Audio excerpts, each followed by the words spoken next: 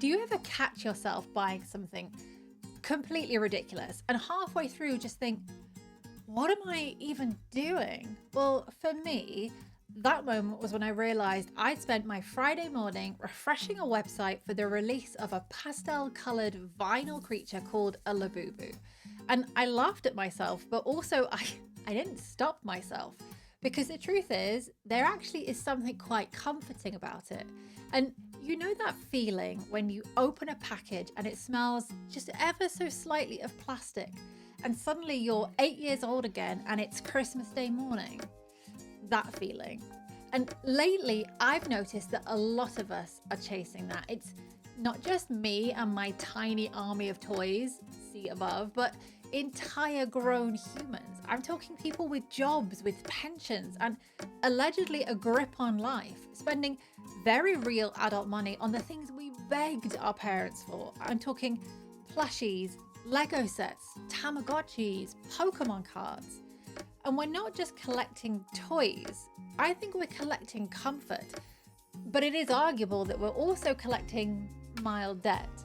But today I wanted to talk about why so many of us are literally buying our childhood back, and why, personally at least, I have no intention of stopping. Now, as a child, I loved Lego. I loved Lego and Care Bears and My Little Pony. And as an adult in my 40s, I have a Lego purchasing spreadsheet that tracks the prices of retired sets. I have an army of plushies around me. I have a giant Care Bear that watches me at my desk, and I have 2 actual horses. So technically, full circle achievement unlocked. But somewhere in between all of that, adulthood happened. And as millennials, and yes, technically I am an elder millennial, we grew up in a really weird pocket of time. We're old enough to remember rewinding the VHS tapes, but we're young enough to get trapped in a TikTok algorithm. We've survived recessions, pandemics, burnout culture, and at least 3 rebrands of the same milk company. And somewhere along the way, adulthood, it just got exhausting. So naturally, we turned to the obvious solution: small plastic dopamine goblins. And look, when I unbox a Labubu or a Skull Panda, I'm not thinking about council tax bans or the fact that very recently I had an in-depth conversation with ChatGPT about the merits of a SIP versus a stocks and shares ISA. I'm thinking about joy, about anticipation, about whether this drop is worth that financial recklessness that it took to get there. Because the truth is, the unboxing, it starts long before your hands are ever even on that box. There's the research, trawling Discord servers, checking StockX prices. There's watching live streams and other people's content from other time zones to see their opinion. And there's strategy. Do you risk it online and pray to the plushie gods? Or do you try your luck in store, where at least you can shake the box and pretend you have some kind of psychic power? And then there's price math. Like, if I buy 3 blind boxes, that's technically less than a meal out, right? And then there's the internal debate over shipping customs and whether your local store will mysteriously restock tomorrow, even though you know it's not their restock day. It's a ritual. It's a mix of economics and optimism and a little bit of delusion. But then that parcel arrives and none of it matters anymore. It's just that tiny moment of reveal. Which figure is it? Where will I put it? It's the dopamine of surprise, but wrapped in the safety of nostalgia. It's essentially therapy, but shinier and maybe a little fluffier. And psychologists, they call it the nostalgic effect. And I call it the only thing that stands between me and burnout. But it's not just sentimentality, it's a coping mechanism. Nostalgia, it literally increases our dopamine and our serotonin. It reduces anxiety. It makes people feel more socially connected. And in times of uncertainty, our brains, it always reaches for the familiar. And what is more familiar to us than toys that once made us happy long before we even knew what an overdraft was? So when we reach for a plushie or we spend an evening rearranging our collection, it's not it's not that we're avoiding adulthood, we're just soft launching it. And brands, of course, have noticed. They have weaponized nostalgia more efficiently than parents weaponize guilt.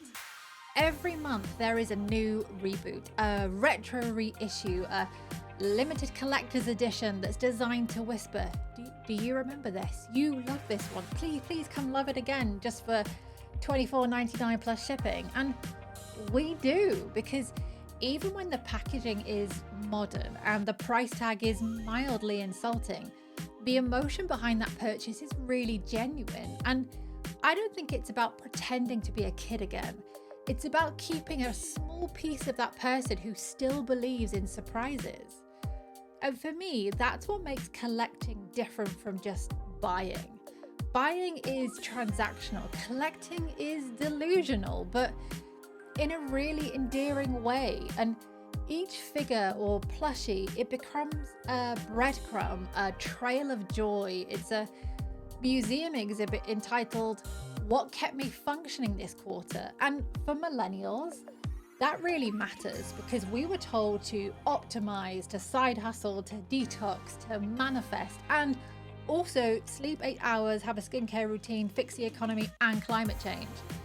And collecting says, actually, I'll be over here color coordinating my blind boxes. Thank you. And I don't think that's childish, but I think it's defiance. It's pastel colored defiance. There's proper psychology behind this though. Nostalgia, it gives us a continuity of self. So when the world just keeps on changing around us, familiar, it helps you to feel anchored. And it reminds you that you have survived so much change before. And honestly, the wall for me, it does that. These tiny, questionably smiling faces are looking at me like an emotional weather report. Today will be 70% chance of chaos with a hint of serotonin. And I see it in my patients too. Little rituals, tiny objects of calm, a Lego build, a plushie, a bookshelf that sparks joy before a day of spreadsheets. It's micro medicine. It's just, we don't prescribe it yet. And of course, we can also we can laugh at ourselves, because nothing says responsible adult like having a color-coded spreadsheet for your pre-orders and shipping tracking numbers that sounds like it could be an MI5 or CIA case file. And we know it's a bit ridiculous, and we joke about spending grown-up money on a 1 in 12 chance of disappointment, but honestly, after the last few years, controlled disappointment feels practically soothing. And I know that some people, they call it regression. They say we're childish, we're clinging to the past. I call it strategic regression, but with a loyalty card. And we were raised to grind, to optimize, to constantly self-improve. But now we're quietly taking back that right to play, to enjoy things without turning it into a productivity metric. And that's not immaturity, it's recovery. And it's not just personal, it's actually communal. Collectors, they speak a secret language of chaos. There is a look of solidarity when you see someone clutching a blind box in a queue. There's a mutual understanding of hope, of guilt, and maybe that faint smell of PVC. But the internet has turned it into a complete ecosystem. We share shelves, hauls, duplicate tragedies, secret wins, and somehow it makes the world feel a little less heavy. It's a digital playground where adults can admit we still like shiny things. And maybe that's the real heart of it. We're not buying our childhood because we can't move on. We're buying it because the future, it feels uncertain. And we've learned to find stability in the small and tangible things that we can hold.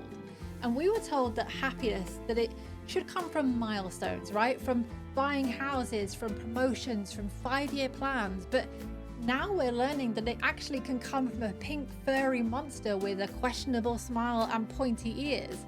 It's both rebellion and reassurance in equal measure. But of course, there is always a line.